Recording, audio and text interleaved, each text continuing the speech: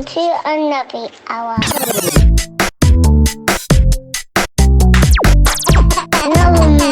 Another hour.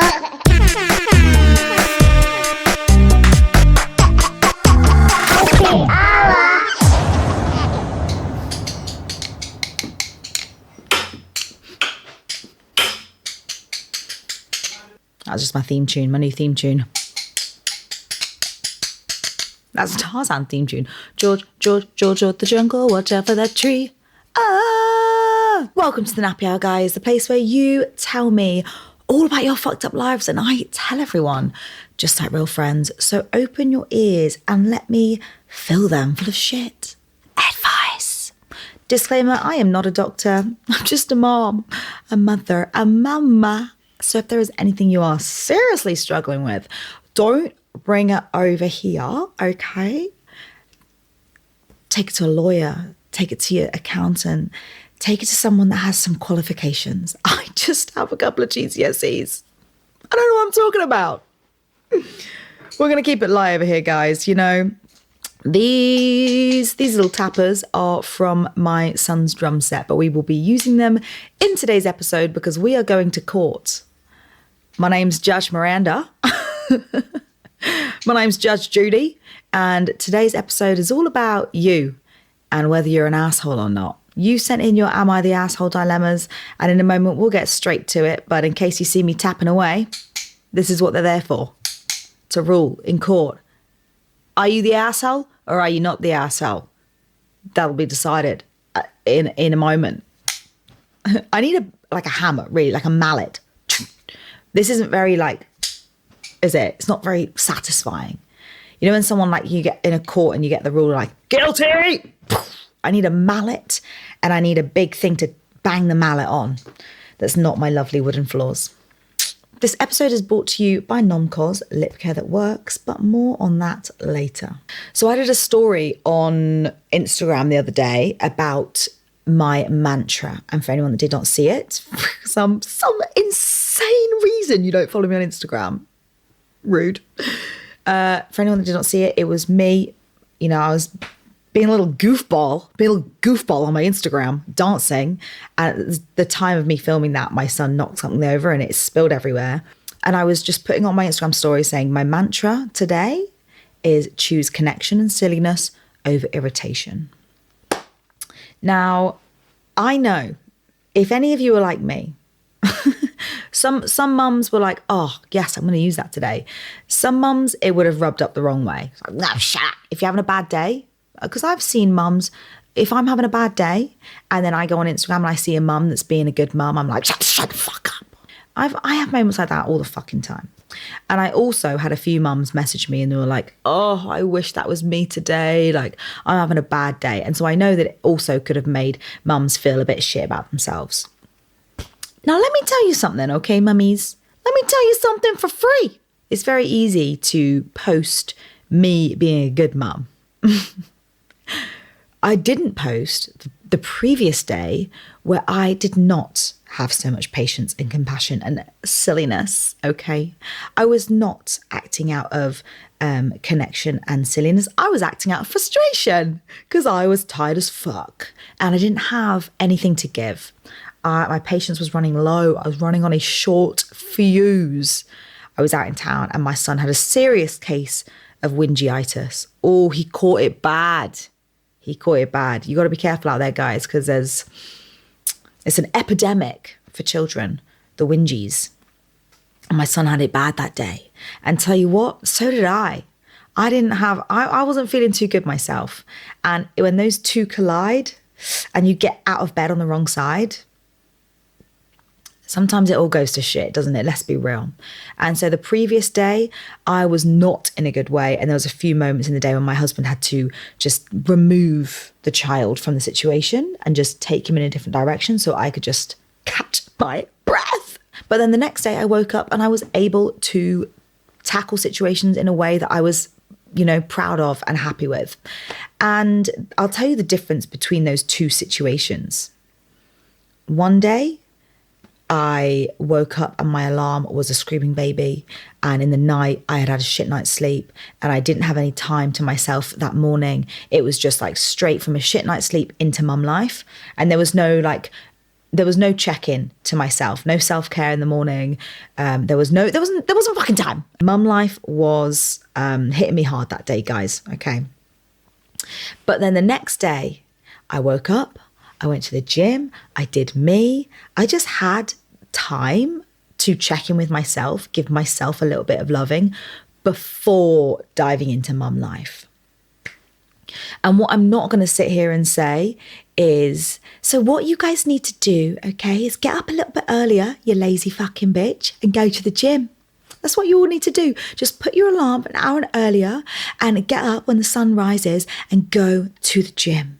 And then you'll be in a good way to handle what challenges life throws at you during the day. I'm not going to say that because that's really fucking annoying. But what I am going to say is try not to compare yourself, your situation, too much to someone that is in a different situation to you.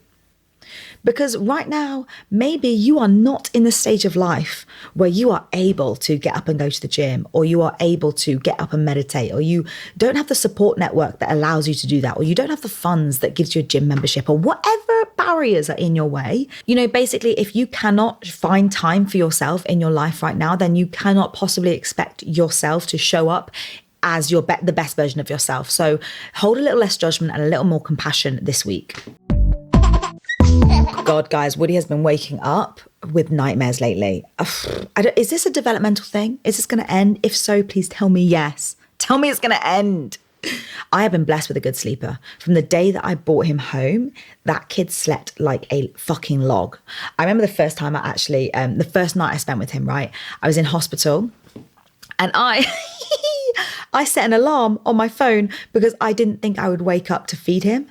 So I stupidly set an alarm on my phone. I was like, okay, cool. It's 10 p.m. Let me make sure I set an alarm for 4 hours time so I can wake up and feed him. Little did I know, I didn't need an alarm. You know why? Because I'm a mum. I gave birth to my alarm. This is my alarm now for the rest of my life. But really, you know, the first day that I brought him home, he was just such a brilliant sleeper and I absolutely lucked out. And anytime that he has a bad night, I am reminded that, like, yeah, you know, I'm a mum, but I'm not a professional. You know, all mums deserve respect, but I do think there should be like a tier system. Like some mums deserve more respect than others. And I will say that with my fucking chest, okay? You know, firstly, on all mums are put on a pedestal. But then the pedestal above that one is mums with pets. These mums are walking around with like big, stinky, slobbery ass dogs. Sorry, I don't agree with your decision making, but I will give respect where respect is due. That is hard. Keeping a dog alive, walking a dog, looking after multiple pets sometimes, okay? That shit is hard. So you guys are one above me. I mean, I have a cat, but cats don't count. They're so easy. The next up is mums with vegetable gardens. Now listen, if you have ever tried to keep alive like a house plant or grow a little basil plant, sorry, you know how hard this is. These mums are really out there, like harvesting the courgettes. They are sowing the seeds. They know what vegetables are in season and when is a good time in the year to grow those vegetables. Say if each plant is effectively a baby in itself, like some mums have like 20 babies outside in their gardens. You mums are keeping babies alive and you're growing courgettes. Like, sorry, bow down, respect where respect is due. Next up is mums with bad sleepers. Sorry, but if you can be a good mum, if you can be kind, patient, loving, on 1 hour sleep, you deserve a cash prize. I don't even care. You guys deserve a statue in Madame Tussauds. You're on the same level as Olympians. You know when a country hosts the Olympics and at the start they do the opening ceremony and they parade like all these things that they're really proud of? In that ceremony, there should also be like a truckload of just like tired mums. But instead of sitting and waving on the bus, they are lying down in beds and they're all tucked up in their nice comfy beds with their sleeping masks and their earplugs, and they're just like this, all tucked up and cozy like little caterpillars. And like, And the crowd goes wild. Oh my God, the tired mums are being brought out. Woo! And they just get driven around lying down. Next up, top tier are the mums with high needs children. I think we can all agree there, like they win. Like it is hard enough with like a really chilled, easygoing, low needs child. I am like at my fucking limit. And then I see these mums with high needs kids and I'm just like, whoa, you guys win. So really, I guess I'm like the bottom of the barrel mum, but I do have a tomato plant. So maybe I could sneak up a tier with the veggie patch mums. I don't know if that counts really. Anyway, guys, we're going to get straight into your dilemmas. You've sent them in and let me tell ya, we got some shit to talk about, okay, guys? Grab a seat, grab a pew, grab a cuppa. Let's get into it, shall we? So this mummy says, I, 26, have been with my husband, who's 30, for 5 years, married for 3 months. Ooh, congratulations. I'm a housewife and have a little side job so I can buy what I want. My husband has... You're a housewife at 26, no kids. How the other half live, that sounds nice. My husband has a high-paying job that covers all the bills. Just a little background, after we got married, my husband insisted for me to stop working altogether since his paycheck can cover everything and help us live comfortably. So I agreed. Last Monday, when I got home after going shopping for food, he asked me how much it was, and I told him it was £250, which included some pricier items that he had requested. After that, he got angry at me and told me to stop using his money since it's not mine. I explained to him that I followed the list and got his requests. He didn't listen and said that I'm basically throwing it all away and spending too much. Do you want to fucking do the food shop then, hun? Go and do the food shop. What do you think groceries cost nowadays? I was taken aback since I only use his money to pay for the bills and utilities. I have a side job and I never ask him for anything unless I need it. Sorry, you guys are married. His money, your money, his money. It don't fucking matter. I was so angry at his accusation that after that day, I began to dig up my old stuff and used it instead of the stuff that he'd given me, like gifts. He confronted me and asked why. I said that I don't feel like throwing his money away, and he looked sad and left. When I told my friends about it, they said what I did was petty and I should take what he said on board. Who are your friends? You need new friends. Sorry, you just little scratch of pettiness. You've not even touched the sides. My parents told me off for taking things too far. It's been 4 days now and we haven't spoken. I'm starting to think that I'm in the wrong. Am I the asshole? There's only one asshole here, and trust me, hun, it ain't you. He specifically told you to quit your job. What does he expect? What does he think you're going to do? You're not going to pay for a groceries bill for the two of you out of your measly little side job money, okay? I'm assuming a side job is maybe like a little side hustle or a minimum wage paid job. Like, do you like baked beans, Jerry? Do you? Get used to it, hun. Like, once you are married, that's the thing. That's the pro about being married. It's not my money, your money. It's our money. All the money is being put into the same pool. The pool meaning our family. I've spoken about this before, but marriage, you're starting a business and then you're both putting money into the business. That's what marriage is. It's a financial and it's a legal and financial contract, and it's for security. It's not for love. Okay, you don't marry someone for love. You marry them for security. Some men, it does take them a little while to realize that, okay, if I'm not working, you are supporting the family. Your money is for everyone. It's not your money, my money now. It's our money. And if I want to go buy something, I'm going to use our money. And sorry, that's the way it should be. Full access to your bank account, because I'm on my knees. I'm scrubbing the floors. I'm folding your pants. I'm cleaning the skid marks off the fucking toilet bowl that you left this morning. I should have access to your bank account, babe. This sounds like the start of financial abuse, because a lot of men will use money as a way of controlling women. And once you get in that cycle, it's very hard to escape an abusive relationship. And I'm not saying it's to that point yet, but it is showing the early signs of potentially an abusive relationship in the future. You know, let me tell you something. As someone that's been out of work for a while, like being out of work does nothing for your confidence of getting back into the workplace. So the longer you are out of full-time work, the harder it is, not only physically to get back into full-time work because of your resume is looking like shit, shit. Everyone's like, what have you been doing with your time? But also like just your inner confidence, it is really hard because you start doubting your skills, your capabilities. Like it's very, very hard to get back into that mindset of going back into full-time work. So I would be very, very wary about staying in that part or just doing a little side job for too long, babe. If I were you, with your time off, I would be studying. I'd be using his hard-earned cash to enroll myself into a nice, expensive course I've always wanted to do, to then get qualified in something, in a job that actually pays higher than his job, and then I'll fucking leave his ass. You literally told me to quit my job. What did you expect? Did you think I was going to magic money out my fucking ass for the food shop? Like, oh yeah, there's £250 out my ass for groceries. Oh yeah, and here's another £50 for my phone bill. Here's another fucking £30 for my nails. Like, what did you expect when you told me to quit my job? I'd say either he starts paying you a wage and so you can start budgeting and whatever, like a portion every month of his money goes straight into your bank account, or he gives you full access, all areas pass to his bank account, or you go back into full-time work. And if you talk about going back into full-time work and he doesn't like this, that's sus. And I think you need to start thinking, okay, do you want to support me or do you want to control me? Like, what is this really about?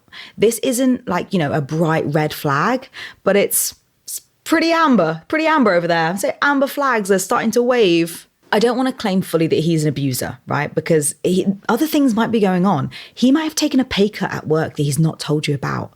And he's in his ego about it because he feels his pressure to be the supporter, the provider. And now he's thinking, I can't keep up with these bills. And now I'm panicking. And it's coming out in like this horribleness towards you. Maybe that's the issue. Maybe he's stressed about losing his job. Or maybe he just didn't think this whole like provider role through. And he's just living in some alternate reality where you just aren't working but you can still pay for things. Either way, I would say move with caution, and if it gets any worse, I'd say leave his ass, go find a much richer man with a much fatter wallet that will let you just spend willy-nilly whatever you want without questioning you, and that is the ultimate revenge. Verdict, not the asshole. Next one. Picture this, guys. You're having a beautiful day. You're in the park with your child. You look at them, they've got such a beaming smile all over their face. But suddenly your child takes a tumble. They're falling off the climbing frame. Ah! They hit the floor. Their elbows, their knees, everything's split open. Wah, wah, ouch, ouch. They're crying. You run over. My darling baby, my darling baby. Oh no, you're hurt. My darling sweet child. Let me kiss it better. Let me kiss it better. You lean in. And the child's screaming. Ah, ah. The tears are collecting in their, their cheeks, and they've got big chubby cheeks. And wah, wah. Your child stops in your tracks, looks at you dead in the eyes and says, Mummy, don't come near me with those chap lips, you fucking scat. Don't you fucking scat, bitch, Mummy. What do you mean, darling? Darling, what do you mean? Your lips are chapped, Mummy. They fucking hurt. Your kisses hurt me, Mummy. You touch your lips. You realise they're right. You are a bitch scat. You realise they're right. Your lips are chapped. You didn't even notice. I mean, you've been spending so much time outside, in the parks, going to the zoo, walking the dogs, the weather's changing. You hadn't even noticed that your lips were chapped. Your child turns to you with bleeding elbows. Mummy, why don't you buy some of that numcos, that girl that hosts the nappy I was always talking about? Why haven't you bought it yet? Well, I mean, yes, she does talk about it, but I don't know, it's just an advert. I kind of stopped listening, to be honest, or sometimes I even skip over it. I don't know, I haven't really listened to it. I can fucking tell, Mummy. I can fucking tell your lips are so chapped and disgusting. Well, what does she say about the lip balms? Why are they so good? Fucking hell, Mummy, I'm bleeding out. Get me a bandage. Well, no, let's finish this conversation. What does she say about the lip balms? Why are they so good? You've got to tell me. Oh, something about organic shea butter. Organic shea butter? Shea butter's rich in fatty acids and oils, which help the skin retain its moisture, leaving it smooth and soft. Yeah, but fucking hell, Mummy, I need a plaster. My limbs are falling off. Nino. That's the ambulance. And now you are rushing to hospital to reconstruct your child's limbs, all because You had chapped lips. Now, luckily for you, that was just a hypothetical and it hasn't happened yet. And there is still time to prepare. So let me tell you about my sponsor, Nomcos. I have actually had a few of you message me and say thank you for the recommendation because you have bought it and you are loving it. And that comes as no surprise to me. I'm not like, oh, I'm so glad you like it. That's so surprised. Oh, yeah, I'm like, yeah, I know. I knew you would. Thank you for listening to me. The people that created this brand spent years, refining, perfecting and testing this formula to make sure it really does what they wanted it to do. They didn't want it to just smell good or feel good, but they wanted it to actually hydrate and nourish and protect your lips. And let me tell you right now, you can feel it when you are using this product. You just know it's good for you. In their range, you've got the strawberry one, which annoyingly has gone missing. You've got the everyday and the overnight, and you've also got the peppermint. Now, let me tell you, do not sleep on the peppermint. If you are ever conscious about your shitty breath, you just a little swipe of this and minty fresh, okay? Dentist approved. Don't quote me on that. It's a small black-owned business and it's hand-poured in Manchester, so you know you are getting top quality shit. Now, some brands are taking the absolute piss with shipping nowadays. I was on Vinted this morning. I was about to buy this jumper for like £2. I go to buy it and they add shipping on. It's like fucking 40 quid all of a sudden. What's that about? But you know what? You don't have that problem in Nomcos. Free shipping on all UK orders. And if you are living in the UK, the weather's going to be turning very soon. So get ahead of the game. Don't be walking around with those chapped, crusty, dusty lips, okay? Lip care is self-care. So do it with the best. Do it with Nomcos. Thank you, Nomcos, for sponsoring this portion of the episode. I love you guys. I'm obsessed with you. Mwah! Next one. I'm 30 and my husband is 33. We've been married for just under 5 years, but we've known each other for 12. We went through a period about 3 years ago where things were really rocky and he said and did some very hurtful things. One of those things was him saying that I'm not the most attractive person he's been with. She says, I get that I'm no Margot Robbie, but who says that to their wife? But since then, we've worked on improving our relationship. However, I've noticed some changes in his behaviour. He has almost completely stopped initiating sex with me over the past few months. I have to remind him to compliment me when I get dressed up. He's stopped being as touchy-feely and I can feel a distance growing in our intimate lives. I'm no shy girl. Okay, girlfriend. I'm no shy girl and I have no problem initiating sex, but it sucks when it's completely one way, I asked him about it a couple months ago and he said, I'm just tired. He said, I'm just tired and you take such a long time to finish. Whose fault is that, huh? Whose fault is that, babe?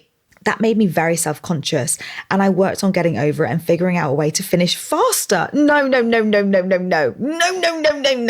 You should imagine that. You're trying to freak yourself off, trying to think, come on, just fucking get this over with. What? Excuse me? This is meant to be a time where we are loving on each other, reconnecting, getting each other off, and you're there like just trying to finish faster for him. That is absolutely diabolical. I haven't noticed any difference and we are still only having sex when I initiate. I actually caught him looking at other women the other day and he claimed he's just looking at attractive women. There's nothing sexual about it. What? I was just looking at her ass, babe. Babe, I was just looking at her fucking ass. It just went past my eye line. I wasn't even thinking about it. Babe, I was just looking at her tits. There's nothing sexual about it. Oh my gosh, yeah. I then asked him why he doesn't want to look at me that way or want to have sex anymore. And he just says, I don't find sex that special between us. I feel like I'm married to a man that isn't attracted to me, and I don't know if this is normal in marriages. I work from home and he's home a lot of the time too, but we've always been around each other a bunch, so maybe I'm just around him too much. I know at the end of the day, I'm just talking about sex, but it bleeds into other issues of mine of not feeling good enough or loved enough. I'd love some advice. Thank you. This is the behaviour of a man that is either cheating or he is just 100% checked out the relationship. You are looking at other women sexually when we're out and about. Listen, I'm your baby girl, princess, queen, goddess of your life, okay? And you should be worshipping the ground that I walk on. I need tunnel vision. All eyes on me, tunnel vision, kissing the ground that I walk on. That's the energy I need. Anything less, and you are cheating. You know what, Jerry? It takes two to tango. And if sex isn't that special with me, yeah, well, that sounds like you're 50% of that problem. Honestly, like, what are you bringing to the table? What are you bringing? I'm bringing the ass and the labia, okay? Let's face it. I am doing the majority of the legwork here, okay? You should be so lucky. You should be so lucky to get in between my labia. Like, what are you bringing to the table? What's your secret sauce? It's obviously not mind-blowing orgasms, is it, Jerry? Otherwise, I'd have come 40 minutes ago. Also, you might not be Margot Robbie, as if she's like the epitome of attractiveness. You might not be Margot Robbie, but I know for a fact this man is no Bradley Cooper, okay? And all those other girls that you've been with that are more attractive than me, where are they? Where are they, babe? Oh, I don't see anyone. I just see me here. If they enjoyed your company that much, maybe they'd still be here. If you were good in bed, maybe they'd still be around. But hey, where are they? They aren't here. Maybe they realise that they are well out your league and so they walked out. Or maybe they just realised that you take too long to finish them off. They don't have time for this shit anymore, so they left. Listen, if you had kids with this man, I would suggest getting counselling, sticking around, getting therapy, getting sex therapy, just like proper putting in the work to make this work with each other. But there's no mention of kids. And so I'm assuming that there isn't any children here. And for that reason, I'm going to say get the fuck out. I will be amazed, astounded if he is not cheating on you. If he's not cheating on you, I will eat my own fucking feet. I will cut off my feet right now, live. I will live stream it to Instagram, live stream me cutting my feet off with nail scissors. I will put them in the air fryer with a little bit of all-purpose seasoning and I will chomp down on my feet if he is not cheating on you.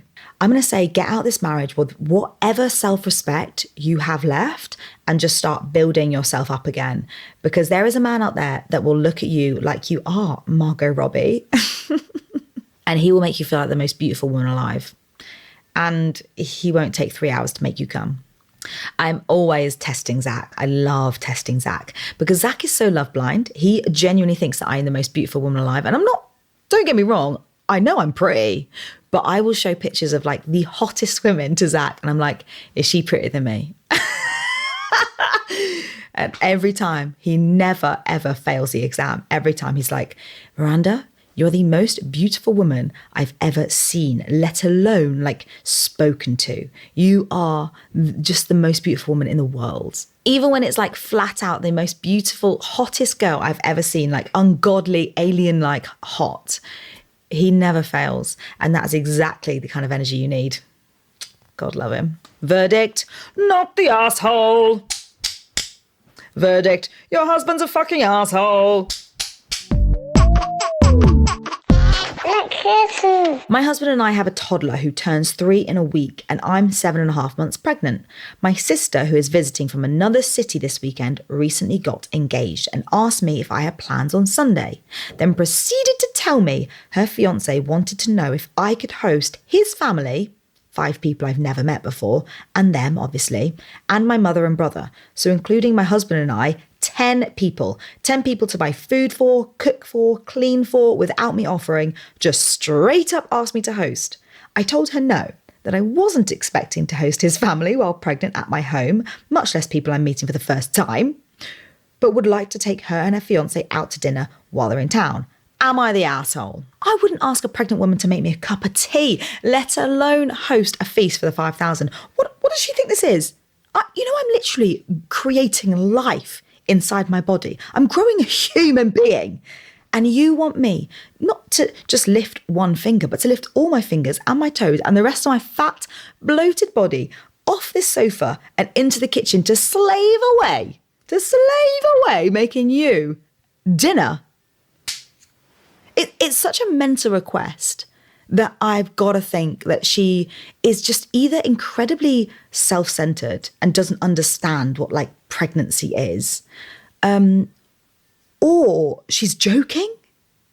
It's got to be a prank, right? It must be a prank. No one in their right mind would ever ask a pregnant woman to host a dinner party for them. You're 7.5 months pregnant. You're in the last trimester. I went on holiday with my pregnant friend recently and, I'd be cleaning the kitchen and she'd be like, oh, let me help you. And I'd be like, no, it's not safe for you in your condition. You need to sit your fat ass down on the sofa, put your feet up, and just focus on growing that baby. Facts. Pregnant women should not have to do anything. You know, you're a pregnant goddess, okay? And you need to just focus on growing your baby rather than focusing on, you know, how everyone's doing for drinks. You know, the only way that I would ever say yes to this is if, like, her and her partner, they live in a really small apartment and they don't have space to host, and I would take zero accountability and I let everyone know, like, babes, today this is your home. You are hosting, you're buying the food, you're cooking, you're cleaning, you're just using my space. You're basically using it as like a venue, but I'm not lifting a single finger for you today. That's the only reason that I would say yes to this. But I honestly think you offering to take them out for a meal to celebrate is enough. And she should be so grateful for the free meal. Verdict, not the asshole. Your sister's a self-centered little prick. Next. Whew, this is our last one, guys. It's been a big day, hasn't it? Jesus, you guys are going through the ringer. My husband and I come from very different cultures, and I could use some outside perspective here. My in-laws are flying in next week to watch our kids while I deliver our third by C-section. I've taken 2 days off work before surgery to get everything ready, as we've just moved across the country and have minimal time to do anything for this baby. It's been extremely overwhelming. My husband told his parents that we'd pick them up, apparently knowing full well that he couldn't do it because of a work commitment. He asked me this evening if I could go and get them, and resulted in a huge fight. I have a huge to-do list for that day, and this would mean that I'd need to leave here at 10 a.m, spend 3 hours getting them, and then plan on hosting them all afternoon while he's away at work. I asked if they could just get an Uber instead. They're wealthy and travel frequently using various modes of transportation, so this is not a matter of whether they can afford it or not. I asked why he didn't ask me sooner so I could at least plan accordingly, and he said that he was scared to mention it because he knew I'd react like this. What a fucking pussy hole. Absolute pussy hole. He says that this is a cultural expectation that you pick the family up from the airport when they visit, and that I sound very ungrateful for the help his parents are providing us. I am so baffled by this. If it were my parents coming, they would not even allow me to drive over an hour to pick them up by myself at 40 weeks pregnant.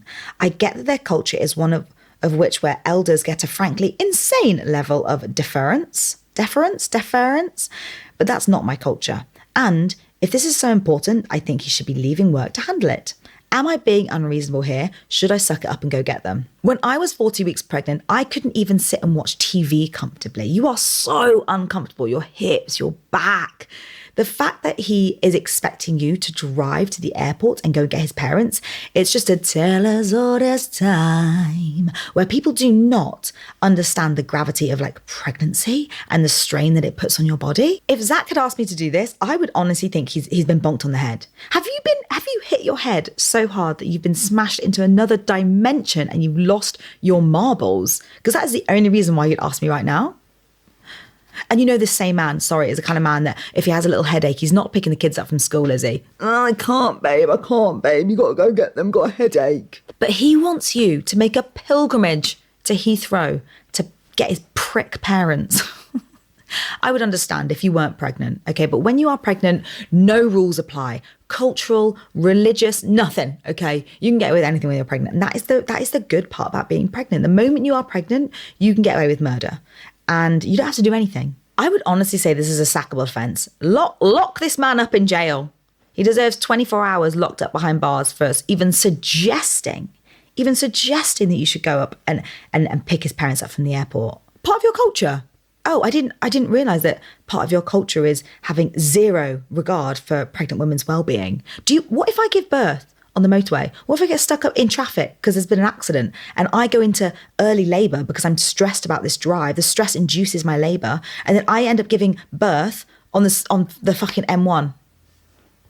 Or, you know, I stop off for services and I go into labour in the services toilets. If that is a risk that you are willing to take, baby, okay, then yeah, sure, I'll do it.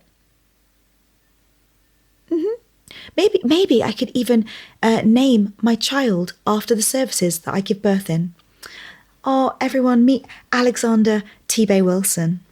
goddess queen, the love of his life, the apple of his eye, the matriarch of his family is about to undergo major surgery, you should be on bed rest, or at least getting the princess treatment right now. I'm talking foot rubs, shoulder massages, breakfast in bed, not a 3-hour round trip to pick up his fucking parents. I would honestly say, look, babes, I am taking zero responsibility. I'm just letting you know right now that I am not going to get your parents. And if you want them to get here, you're gonna have to go and sort it out, because it's not actually safe for me in my condition to get into that car and make that journey right now. It's not safe, and I'm not putting our unborn child at risk. So unless you want your parents waiting around the airport all confused, oh, where's my daughter-in-law? Oh, where's our ride? What are we gonna do with all these suitcases? Then I suggest, since you respect your parents so much, taking half a day off work. Can you hear my neighbours arguing? Uh-oh. And I totally agree. If it's that important to him, if he loves his parents so much, if he respects them so much, then go and get them yourself. How far back in your culture does that go? The daughter-in-law picking up the parents from the airport. Is that written in some sort of scripture? Let me know. Find the scripture and show me where that is written, and then I'll do it. There is no scripture. Oh, okay. Well, fuck off then. And on that note, guys, we are going to leave it there. I feel like we put the world to rights there. I hope you've enjoyed it. We have so many of these dilemmas, so we are going to come back next week for a few more of them so I can get through them all. And if you've enjoyed them, then please let me know. And likewise, guys, if you have anything in your life that you want settling, you have any qualms, any disagreements with your partner that you want settling, you know where to bring them. Bring them over here, okay? Let's chat about it. Thank you again to my lovely sponsors, Nomcos. If you have not checked out their website yet, please go and check out their website, check out their range.